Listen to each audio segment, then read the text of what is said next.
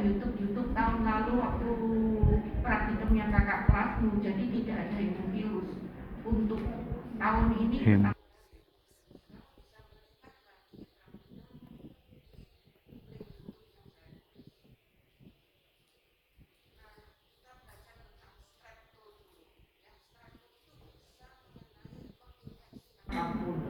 menginfeksi saluran nafas, jadi yang dikirim ke lab mikro adalah darah, menginfeksi kulit, nanahnya pasien, ya, darah, bisa menginfeksi apapun untuk strepto.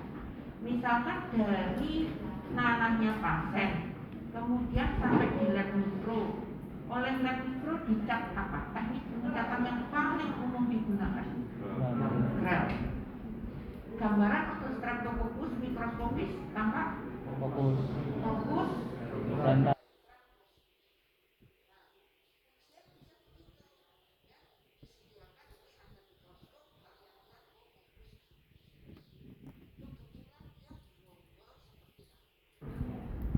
apa penyebab penyakit pada pasien ini? Jawabannya tidak. Penyebab penyakitnya hanya Staphylococcus gram positif. Genus, diagnosis genus setelah uji apa?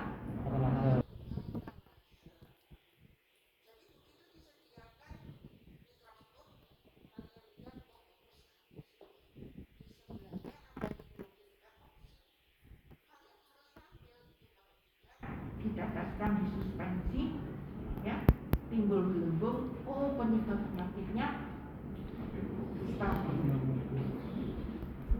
ya, jadi harus hati-hati. Pada pasien ini ternyata uji katalase negatif, berarti kita beralih ke strepto. Di lab mikro kemudian ditanam pada black agar dan coklat agar. Kita tanam dua-duanya karena ada reaksi yang bagus dilihat pada black agar, ada yang reaksi yang bagus dilihat pada coklat. Jadi kita tanam pada dua-duanya. Ternyata setelah ditanam, reaksinya yang bagus adalah pada black agar. Kita lihat ya, ada sumber cahaya di sana, ada clear zone, zona jernih. Berarti penyebab penyakitnya Streptococcus beta hemolyticus, ya. Kalau kalian ujian di ruangan ini enak, banyak cahaya. Kadang ada yang kena lorong pakai ujian, ya. Jadi ya, lihat lampu pakai cahaya lampu. Oh, clear zone, zona jernih. Oh, beta hemolitik. Untuk beta hemolitik untuk kalian S1 sangat disederhanakan, hanya 2 spesies yang harus diingat. Kalau untuk kakak-kakak PPDS mikro, spesiesnya banyak sekali mereka, ya. Tapi kalau untuk kalian perlu ingat 2 spesies, yaitu Biogenes sama Agalactidae. Kita belajar dulu tentang Biogenes. Biogenes itu kalau Lancefield, penggolongan Lancefield, dia termasuk grup apa? A, B, C, D, E.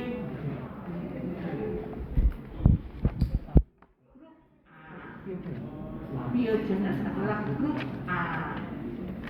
Nah, ini ada uji lagi untuk membedakan grup A dan non grup A pakai uji basi traksi, ya. Kita kalau ujian kan sering hang, ya. Dulu belajar parasito, aduh, ujian mikro, ya. Sudah ya, untuk membedakan jelek. Kalau jelek juga mau banyak jeleknya. Iya dah.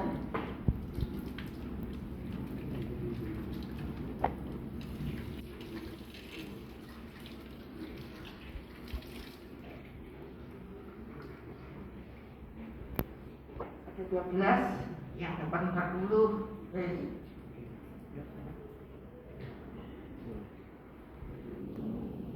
lagi. Kita sudah belajar Streptococcus pyogenes pakai uji basitrasin ya. Uji basitrasin itu cakram ini loh.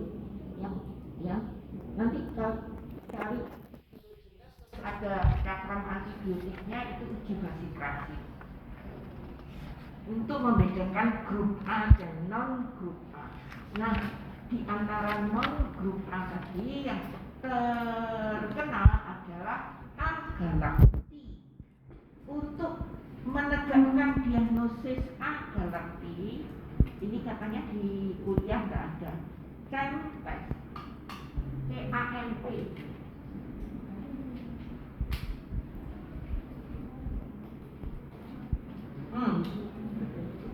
Tes. Jadi ada zona. Saya tunjuk pakai laser dulu.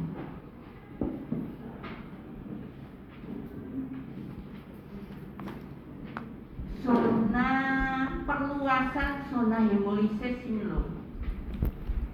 Ya, perluasan zona hemolisis yang bentuknya seperti kepala anak panah. Ya. Ini positif, ini yang tesnya positif adalah agalakti. Jadi ini yang C ini adalah Staphylococcus aureus, ya. Dikoreskan di sini dia kan beta hemolitik aureus ya. Kemudian di sini adalah agalakti. Oh, ternyata ada perluasan zona hemolisis. Yang sini yang lain-lain itu tidak ada perluasan zona hemolisis. Ini B ini pyogenes, kan tidak ada kepala anak-anak, kan? Dan tesnya negatif. Hari ini disediakan, jadi ada kemungkinan keluar ujian praktikal.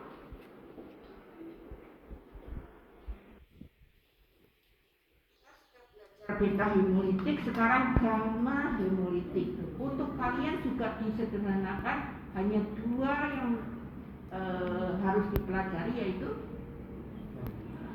gamma, alfa. Alfa itu hanya menghemolisis eritrosit secara sebagian, hanya mengubah hemoglobin menjadi hemoglobin yang warnanya kehijauan, ya, warnanya kehijauan kan. Kita harus ingat ada dua yang harus dipikirkan kalau lihat uji-uji ini, yaitu Streptococcus pneumoniae dan viridian. Untuk membedakan keduanya ada 3 uji yang penting. Apa saja? Inulin, optokin, dan Inulin, optokin nggak ngerti aku cara bacanya ya. Dan yang ujinya positif semua adalah pneumonia. Inulin itu warnanya merah. Kalau difermentasi dia menjadi kuning. Jadi yang Streptococcus pneumoniae yang mana? Kuning. Streptococcus viridans yang mana? Yang sebelahnya, tabung kecil-kecil sebelahnya itu adalah larutan empedu. Jika dia larut, maka larutan empedu tadi menjadi jernih. Pneumonia yang mana? jernih. Yang jernih. Yang keruh adalah viridan. Uji optokin itu juga ditempelkan, juga cakram bentuknya.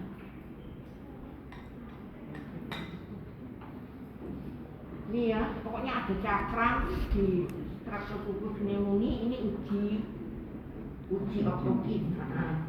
Nah, viridan itu adalah flora normal mulut. Ya, kalian sudah kuliah flora normal. Flora normal mulut yang terkenal. Viridan itu sebenarnya gabungan dari banyak spesies. Yang terkenal penyebab dari karies gigi mutan. Ya, kakak kelas kalian banyak yang penelitiannya itu meneliti mutan. Mereka membuat obat kumur dari apa itu tanaman apa itu ya untuk membunuh Streptococcus mutans.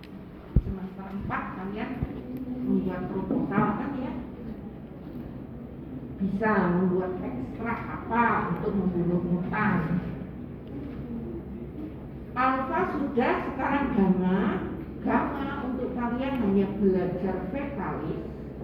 Karena hanya belajar fekalis makanya tidak ada uji biokimia yang lain. Kalau untuk teman-teman kalian vokasi kampus D sana analis medis, padahal dia D3, ada uji NaCl untuk yang gamma, dia lebih aman terhadap garam. Tapi kalau untuk kalian sudah dokter nanti untuk lab sebenarnya bisa konsul mikro, telepon, tapi karena ya untuk proses menjadi dokter terpaksa belajar mikro ya. Tapi spesialis mikrobiologi klinik itu lumayan loh, selain gaji pokok ada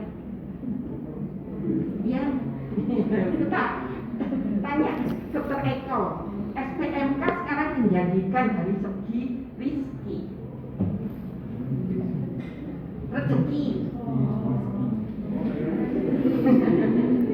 Sudah itu tadi strepto. Sekarang kita belajar TB. Kas tadi tidak batuk darah ya, kas batuk lebih dari 2 minggu. Sebenarnya dia bisa menginfeksi organ apapun. Ada TBC tulang, kalau kalian sudah nyebrang ke rumah sakit, TBC usus ya. Tapi paling banyak memang mengenai paru. Di paru pun dia suka diangkat di puncak paru karena oksigennya paling banyak. Begitu ada pasien batuk lebih dari 2 minggu, maka teknik pengecatan yang dipilih adalah ZN, Zillnis. Dulu kakak kelas kalian ada ujian membaca ZN. Tapi kita kelihatannya untuk tatap muka tahun ini enggak perlu.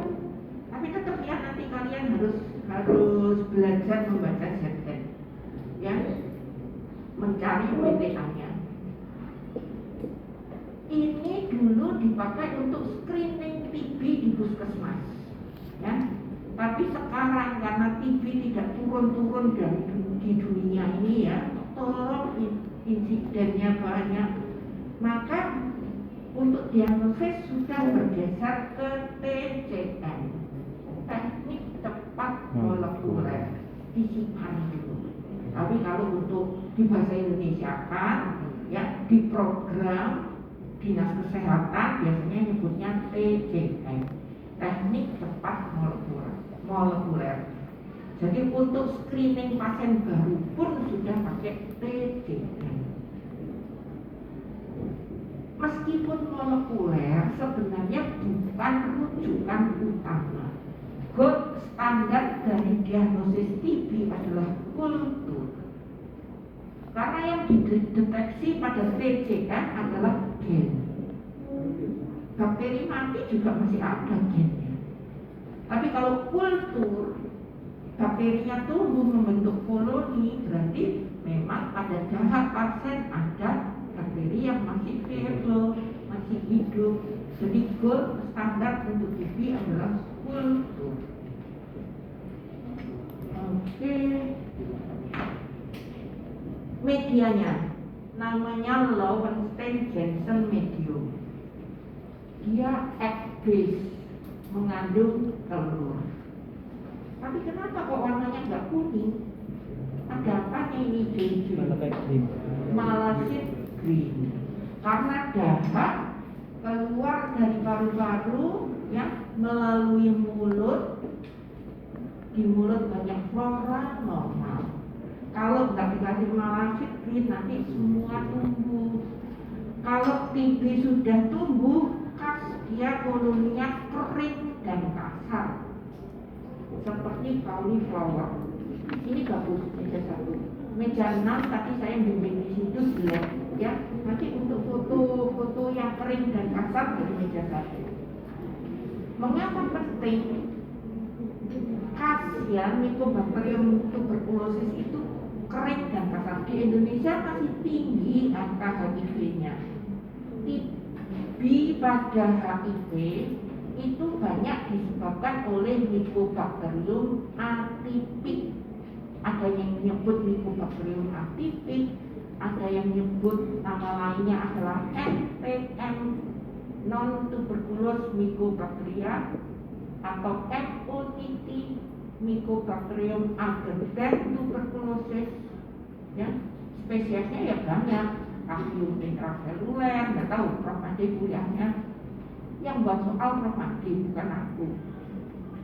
Untuk TB ya, sudah. Nah, atipik tadi, kalau dari pasien HIV tadi atipik ya, koloninya biasanya basah.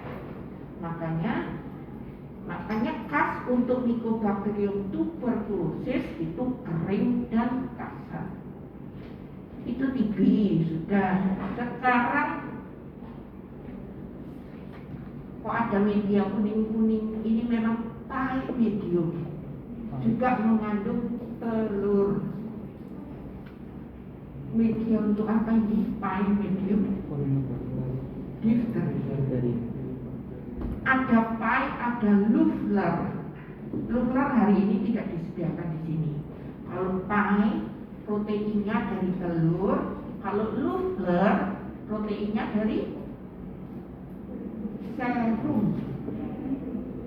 Ya, tadi mengapa pengecatan Neisser itu granula metakromatiknya lebih bagus kalau dikultur pada Lufler. Ya, sumber proteinnya mungkin lebih cocok ya dari serum. Nah, ini khas pasiennya anak-anak. Ya, kalau orang mikro ditelepon dokter pediatri, ini kelihatannya kok ada pasien yang tenggorokannya ada membran putih keabuan, pseudomembran. Ya, jadi difteri tidak hanya menyerang saluran nafas, tapi juga difteri kulit juga ada. Coba browsing. Ada luka dengan membran putih keabuan. Ya. Tadi setelah ditelepon dokter dari pediatri tadi, ya, diswab, ditanam pada pai, yang lain dicap. Teknik pengecatannya Neisser boleh gram. Kita bahas dulu yang gram. Kalau dicat gram dia gram positif. Fokus apa macam? Kata. Susunannya bagaimana? Huruf Cina. Pinter ya, sudah mau ujian bakteriologi. Ya, dia batang. Oh, dia baca. Dia batang. Kalau membelah membentuk sudut. Jadi katanya seperti huruf Cina. Ada yang batang tapi berjejer-jejer, pelisit seperti pagar. Ya, di textbook istilah-istilah itu seperti itu. Lalu kok ada susunan seperti huruf Cina? Saya mau pengecatan yang lebih khas lagi. Neisser tadi. Tujuannya untuk melihat apa? Granula metakromatik. Granula metakromatik itu sebenarnya apa toh? Spora persediaan makanan bagi bakteri. Ya. Dia kalau kamu lihat di demo nanti loh, bakteri kecil. Jadi granula metakromatik itu cuma titik dihubungkan dengan garis. Garis ini vegetatif dari bakteri, badannya bakteri. Kalau dicap dengan pengecatan Neisser, vegetatif bakteri berwarna kuning coklat. Titik-titik tadi, granula metakromatik tadi biru gelap. Oke. Ternyata tadi dari pasien tadi tumbuh, dicap betul, gram, berkat Neisser bentukannya juga ada granula metakromatik. Betul dok, pasiennya dokter itu sakit difteri. Apakah boleh sampai di situ? Belum. Di kuliah apa itu flora normal dengar difteroid tidak? Difteroid adalah Corynebacterium species yang tidak mengeluarkan toksin. Jadi pada anak-anak semuaan yang kalau bisa terus dicek ya ada mungkin ya difteroidnya kecek. Jadi harus ada uji toksin ya. Toksin dari difteri, bakteri difteri tidak invasif. Dia hanya ada di tenggorok saja, di tonsilnya anak-anak tadi. Yang invasif, yang menyebar ke seluruh tubuh apanya? Toksinnya. Menyebar melalui apa? Darah. Karena ada toksin yang menyebar melalui saraf ada. Nanti kalau kalian belajar bakteri berspora, itu toksinnya menyebar melalui saraf. Hari ini kita belajar difteri, toksinnya menyebar melalui darah. Sudah, jadi harus ada uji toksin. Salah satu uji toksin adalah ini gambar Uji elek tes. Jadi uji toksin sebenarnya banyak. Bisa pada hewan coba, bisa pakai PCR. Ini adalah elek tes. Ini bisa karena praktikum kita mikroskop kita terbatas, itu kadang gambar jamur itu di print sama dokter Rebecca penanggung jawab ujian ya. Kalau nggak cukup, jadi ini nanti print-printan keluar ujian bisa ya. Terakhir hemofilus, saya tidak menyangka ada hemofilus keluar hari ini. Hemofilus dari namanya cinta apa? Darah. Ya, makanya ditunjukkan di sini dia pada lebih tumbuh di blood apa coklat? Coklat, karena eritrositnya sudah pecah mengeluarkan growth factor, yaitu apa growth factor untuk hemofilus? Faktor 10 dan faktor 5. Ya, ini dibuktikan pada di sini ya. Di sini ada tulisan di cakram itu ada tulisan 5 plus 10 atau 5 saja, 10 saja ya.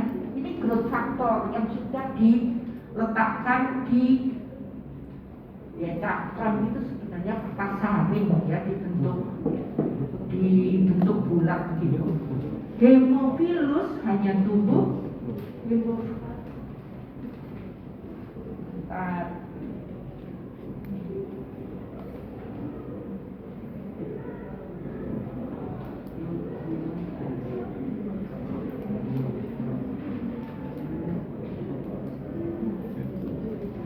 ini hemofilus itu perlu faktor 5 dan faktor 10.